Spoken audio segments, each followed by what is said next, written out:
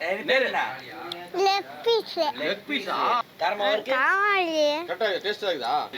7:30 மணிக்கு போட்ட மசாலா.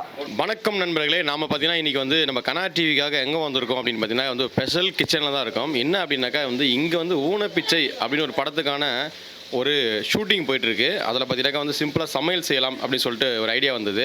அதில் பார்த்து நம்ம ஃப்ரெண்ட்ஸ் எல்லாம் நம்ம டீம் பின்னாடி இருக்கிற வந்து டேரக்டர் ஊனப்பிச்சைக்கு பாம்பு ஆடுது பாருங்க. ஓகேங்களா? இதில் பார்த்தீங்கன்னாக்கா வந்து நம்ம வந்து சிம்பிளாக நைட்டு இங்கே வந்து நாளைக்கு ஷூட்டிங் இருக்கிறதால நைட்டு இங்கேயே ஸ்டே பண்ணி நம்ம வந்து அது ஷூட்டிங் கண்டினியூ பண்ண போகிறோம். அதில் பார்த்தீங்கன்னாக்கா வந்து நண்பர் ஒருத்தர் நான் சிக்கன் நல்லா செய்வேங்க அப்படின்னு சொல்லிட்டு ட்ரை பண்ணுன்னு சொன்னார். கிட்டத்தட்ட பார்த்தீங்கன்னாக்கா வந்து 13 மணி நேரம் ஊறுன ஒரு சிக்கனை வந்து பார்த்தீங்கன்னாக்கா வந்து இவர் வந்து சிக்கன் 65 செஞ்சுட்ருக்காரு. நான் கேட்டேன், என்னங்க 65 வந்து கலராக இருக்குமே, இதுனா வேறு கலரில் இருக்குன்னு கேட்டதுக்கு, என்ன இதில் பார்த்தீங்கன்னா இது கலர் பவுடரே போடல அப்படின்னு சொன்னார். டேஸ்ட் பண்ணி பார்க்க சொன்னார். டேஸ்ட் பண்ணி பார்த்தேன், செம்ம டேஸ்ட்டு.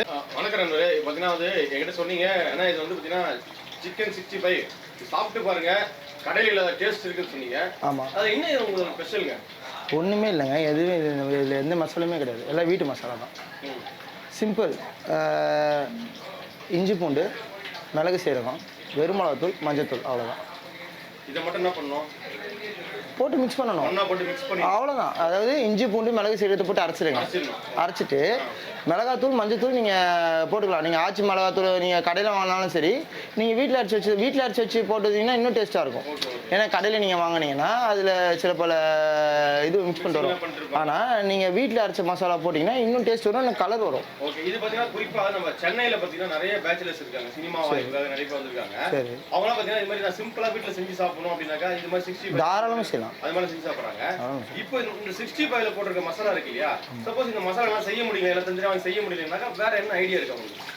ஏன்னா நான் லாஸ்ட்டாக கேட்கும்போது நான் சொன்னீங்கன்னா இந்த சிக்கன் கடையிலே விற்கிறாங்களே அந்த மசாலா மேட்சாக இருக்கும். ஆமாம், சொன்னீங்க இல்லையா, அதாவது அந்த கறிக்கடையில் மட்டும் விற்கிற 65 மசாலா அதாவது போடலாம். அதை வாங்கிக்கோங்க. அதை வாங்கிட்டு இஞ்சி பூண்டு, ஓகே, அதை கலந்துக்கணும். ஆமாம், இஞ்சி பூண்டு போட்டால் தான் அதோட டேஸ்ட் வரும். பேஸ்ட் வாங்கக்கூடாது, நம்ம அரைக்கணும். பேஸ்ட்டை வந்து பார்த்தீங்கன்னா அது வெறும் தோலோடு போட்டுருவாங்க. அதில் வந்து சில பல கெமிக்கல் கலந்துருக்கும். அந்த தோலுக்குலாம் நம்ம ஸ்ப்ரே பண்ணுவாங்க இல்லையா, தோலை க்ளீன் பண்ணி போடணும். நம்ம போட்டால் தான் அதோட டேஸ்ட் வரும். அந்த தோலை வந்து க்ளீன் பண்ணணும். ஓகே, இது நீங்கள் எங்கே கற்றுக்கிட்டீங்க? நான் எங்கள் அம்மாகிட்ட கற்றுனேன். 10 வயசுலேருந்து சமைச்சிட்டு இருக்கேன். 10 வயசு சமைச்சிட்டு இருக்கீங்களா? இதை தவிர உங்களுக்கு வேற என்ன சமைக்க தெரியும்? நான் செய்யறது எல்லாமே டேஸ்டா இருக்கும். எல்லாமே டேஸ்டா இருக்கும். வெஜ் நான்வெஜ் எல்லாமே செய்வீங்க? எல்லாமே செய்வேன். ஓகே, இன்னொரு மட்டும் தேவையான மசாலா மட்டும் சொல்லுங்க. சிம்பிள். இஞ்சி பூண்டு, மிளகு சீரகம், மிளகாத்தூள், மஞ்சத்தூள்.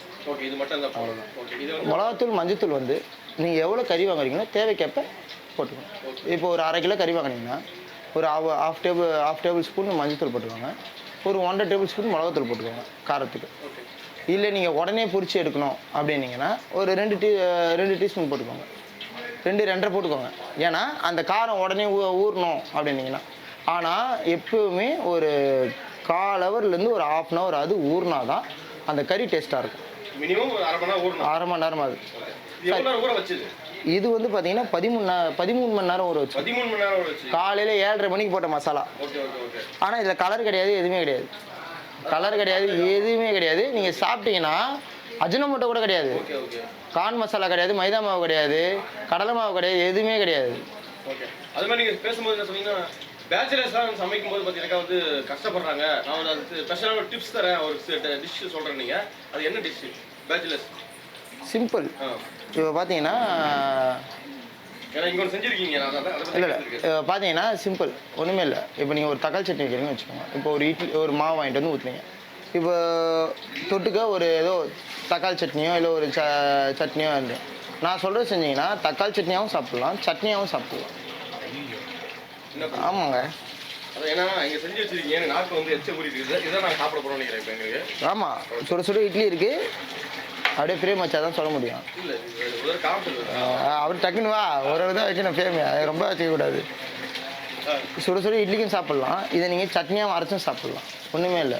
பூண்டு, பச்சை மிளகா, சரிங்களா, எண்ணெய் ஒரு 3 டேபிள் ஸ்பூன் எண்ணெய் ஊற்றிடுங்க. ஊற்றிட்டு 2 பூண்டு போட்டுக்கோங்க. பேச்சுலர் போது ஒரு தனியாக ஒருத்தர் இருப்பார், 2 பேர் இருப்பாங்க. 4-5 பேர் இருக்கவங்களுக்கு ஒரு 4-5 பூண்டு போட்டுக்கோங்க.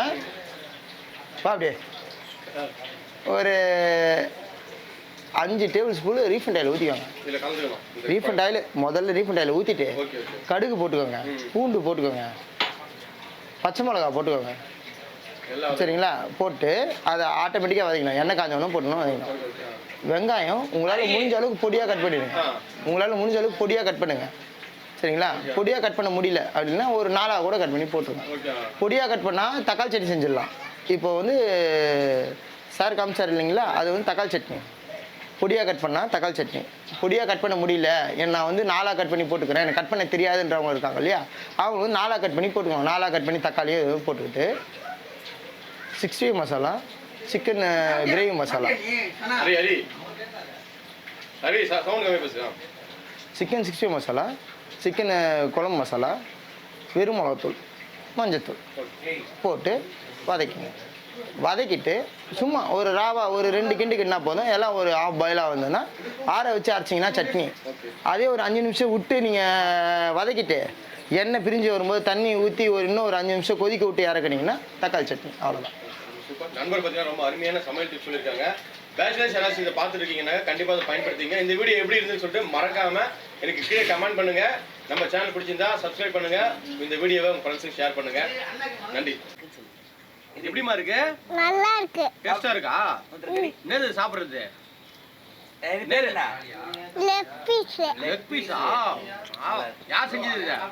சக்தி மாமா. சக்தி மாமாவா? காரமா இருக்குதா கரெக்டா இருக்குதா? கரெக்டா இருக்கு. கரெக்டா இருக்கா? சூப்பர். தேங்க்ஸ்மா. எப்படி செஞ்சீங்க? எப்படி சாப்பிடுற? Leg piece. லெக் பீஸா? எப்படி டேஸ்ட்? நல்லா இருக்கு. குழந்தைங்க சாப்பிடுறது பயங்கர காரமா இருக்குன்னு சொன்னாங்களே. காரமா இருக்கு? காவாலி. கரெக்டா டேஸ்டா இருக்குதா? கடையில வேணா செய்யற மாதிரி இருக்குதா இல்ல வீட்ல செய்யற மாதிரி இருக்குதா? கடையில செய்யணும். கடையில டேஸ்டா வருதா? பாருங்க நிறைய பேர் பாத்தீங்கன்னாக்கா வந்து இது மாதிரி தான் வாங்கி கடையில வர டேஸ்ட் வரலன்னு சொல்லிட்டு கவலைப்படுவீங்க. அவர் சொன்ன மாதிரி மசாலாலாம் போட்டீங்கன்னாக்கா கண்டிப்பா கடையில வாங்குற டேஸ்ட் வரும். ஏன்னா குழந்தைங்களே சொல்லியிருக்காங்க.